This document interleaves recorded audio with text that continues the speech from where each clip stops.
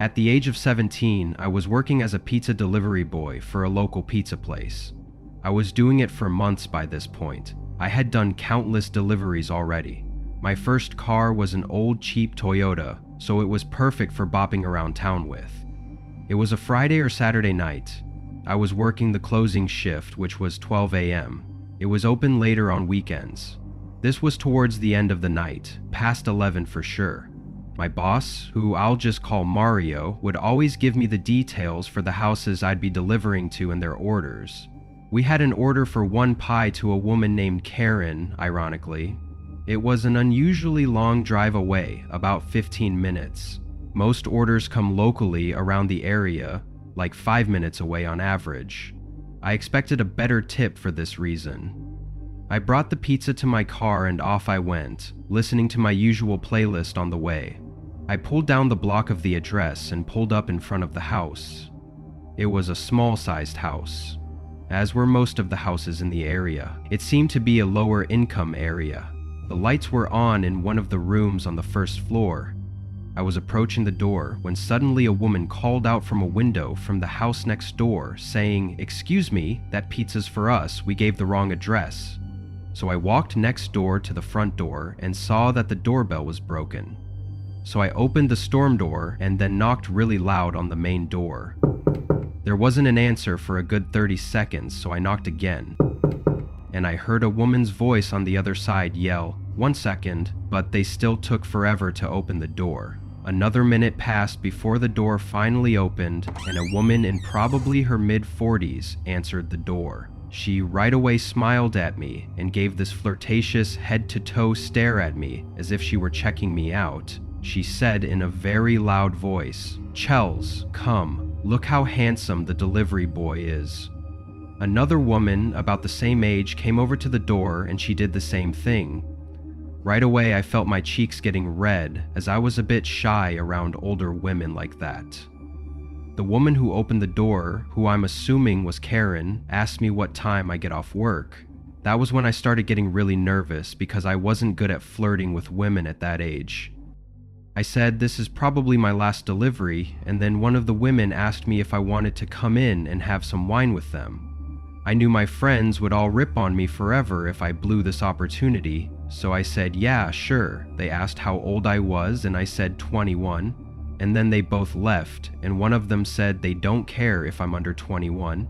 They told me to sit on the couch, so I did, and they both sat on either side of me. This whole encounter felt too good to be true to me. Nothing like this had ever happened to me before. I had a feeling these two women were already very drunk. From here, the women are both being very flirty with me, commenting on my dimples, saying how cute my shyness was, and all this stuff. I was drinking some wine, pretending like it didn't taste disgusting to me, because I didn't drink wine at that age at all. The woman, Chelsea, started saying that they want to show me something in the basement. I laughed and said, "What is it?" They both laughed and said, "It's a secret, but that I'll like what it is." They wanted me to go down first. Honestly, I had my own fantasy about what was going to happen in the basement. Unfortunately, it was nowhere near that. I walked over to the doorway of the basement and looked down into the darkness below. I looked back at them and noticed they weren't laughing anymore. They had these blank faces, only until they noticed me look back at them, and they started to laugh and smile again. I said in a firm voice, "What's down there?" They said almost in unison, "It's a surprise." I started to walk slowly down into the basement, asking where the light switch is. One of them said, "Leave the lights off." Now this part I'm not 100% certain of, but I was looking down into the basement, and I thought I saw something move, something as in a person's arm or hand. I turned around and saw the two women weirdly creeping towards the door, sneakily. I stepped out of the basement and shut the door.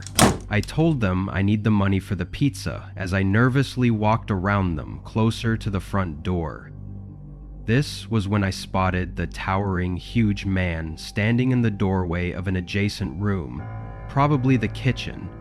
His 5 words have stayed with me all these years later. He said, "Let's just make this easy."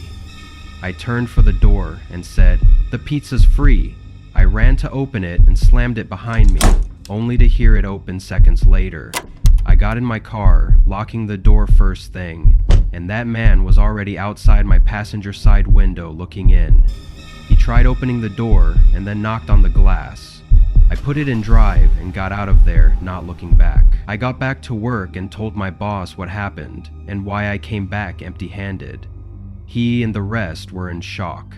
I called the 911 to report what happened, just in case if anything else should be reported at that address again, the police would know something awful's going on in that house. Whatever trap I was about to walk into, thank God I didn't find out what it was.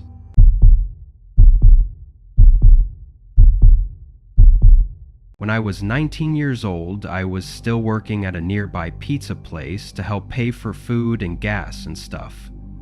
The job was always pretty easy, just taking the order, boxing up the food when it's done, putting it in a bag, and driving it to the given address. I'd done it a million times before, and nothing weird ever happened. It was very repetitive.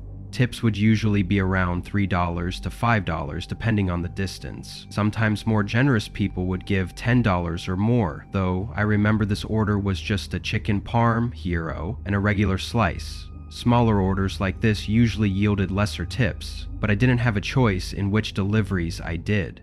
I was on my way to the address, and of course, the house was apparently on a dead-end block. This block had a more rural feel to it than the rest of the neighborhood. One of the houses had an RV sitting on the grass with a small patch of woods next to it.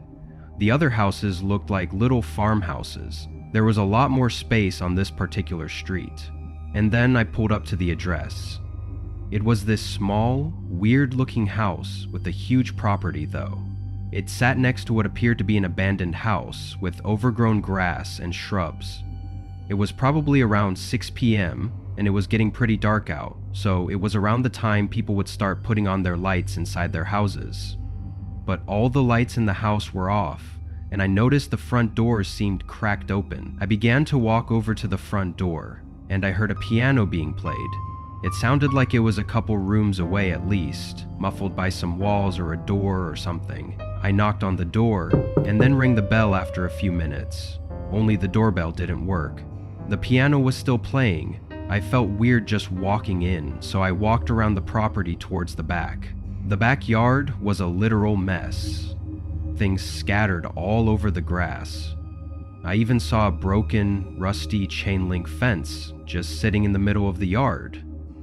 I went to the back door and knocked really loud. I looked through the glass of the door and saw nothing except for what looked like a really messy storm room. Clearly, these people were not neat freaks, to say the least. When nobody answered the back door either, I went back around front and called one of the guys at the pizzeria to confirm the address with him. He took a second to check what he wrote down, and he confirmed that I was at the correct address. So I went back to the front door, pushed it open, and heard the creepy-sounding piano music still playing. I yelled, "Pizza's here!" The piano stopped. Someone yelled, "Over here!" Then the piano resumed. They were playing this simple, yet creepy, repetitive song as if on loop. There were also no lights on in this house, so it was almost hard to see in there. I walked straight, getting closer to the sound of the music. The smell inside the house was very musty and off-putting. When I got halfway into, I guess what you'd call the foyer, I felt very uncomfortable. I wasn't gonna go any further. I yelled, "I'm by the front door, sir." The music stopped, this time for good, and now there was just silence. I backed towards the door again so that I would be closer to the outside. I was expecting to hear footsteps coming towards me, but no, it was just dead silent. I said, "Sir?" And a voice from another room said, "Yes, sorry, I have trouble walking. Could you just bring it in here, please?" I asked, "What room are you in, sir?" And he took a moment to answer back. "If you just walk through the living room, I'm in the dining room." There were no directions on the phone to do any of this, so this was very strange. I thought for a second about my next course of action. I felt bad leaving in the case that this was some old, feeble man just living in a messy house. I started walking through the living room, and there was an opening that led to what I presumed to be the dining room. Me, being my overly cautious and paranoid self, was still suspicious. Instead of walking straight into the dining room, I peeked around the wall just enough for one eye to see into the room. I saw the piano, but there was no one sitting at it. I also didn't see anyone in the entire room. With that, I quietly but quickly walked back towards the front door, shut the door behind me, and drove back to the pizzeria. I explained that I got a sketchy vibe inside the house. My boss was completely understanding, especially when the alleged customer didn't call back asking why I left. That said everything. I didn't really understand the logic in trying to commit a robbery in your own house, and nor did my boss or coworkers. So later that night after work, I looked up that address, and that house was foreclosed on months ago, and it had been vacant.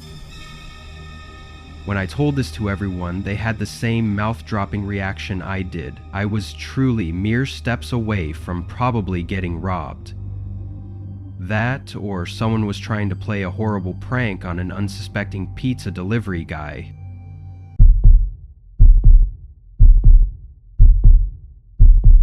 It was my last week working at an Italian restaurant. It was a half pizzeria, half Italian restaurant, so my duties would switch from shift to shift. Sometimes I'd work the front register in the pizzeria, sometimes I'd be a busboy in the restaurant side, and sometimes I'd be doing deliveries. I liked doing deliveries the most because I'd make tip money. So it was ironic that I left this job with a horrible, scarring experience doing a delivery. It was a late night delivery. Of course, this is when the shady things happen. We got an order for 3 specialty pizzas. It was a big order, probably like $70 worth of pizza. It was on the bad side of town. This was already a minor red flag. Good thing I drove a crappy old Civic and wouldn't draw any negative attention out in that area. Or so I thought. It was a 15-minute drive at least, and when I got to the house, I went up to ring the bell. The door opens within seconds, and this Latino man opens the door halfway, sees the pizzas, opens it fully, exposing the pistol in his hand.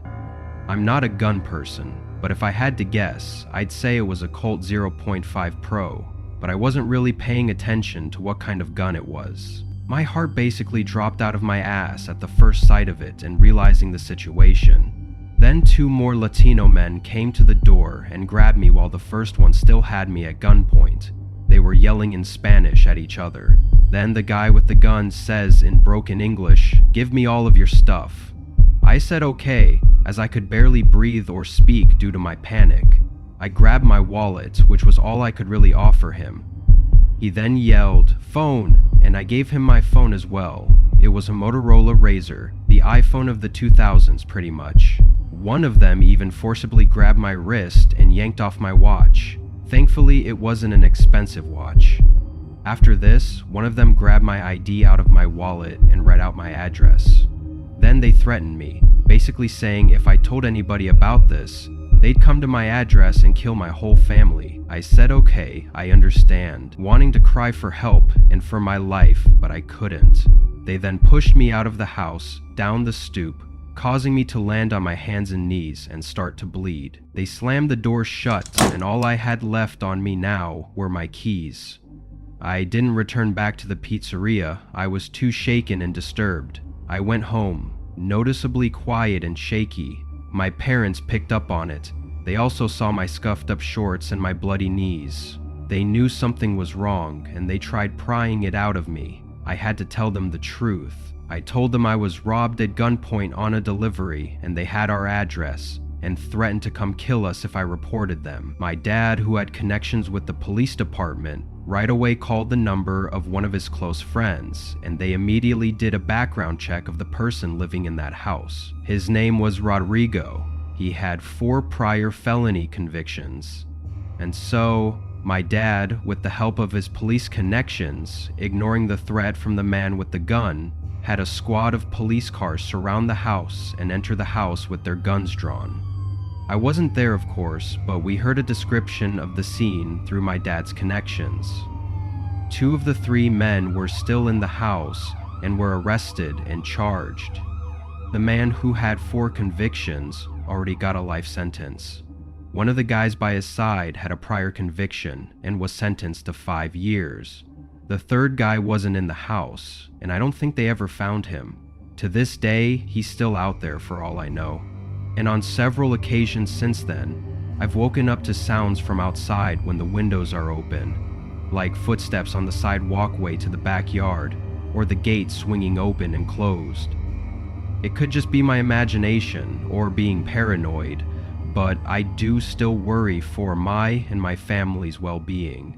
Enough time has passed now that I think that man fled the country, or at the very least, knows better than to ever show his face in this town again.